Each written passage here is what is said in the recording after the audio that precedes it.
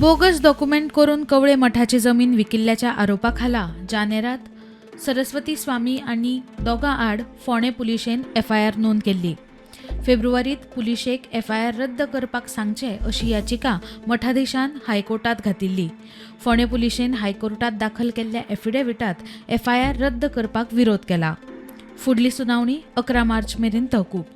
Ponda police has filed an affidavit before the High Court opposing the plea of Mathadhish of Kavale Math pleading to quash the FIR in alleged land fraud case.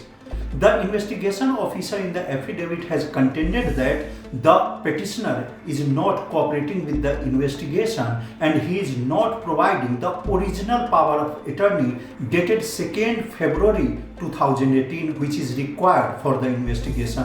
The High Court has adjourned the hearing in this matter for 11th March. Mukesh Kumar for Prudent.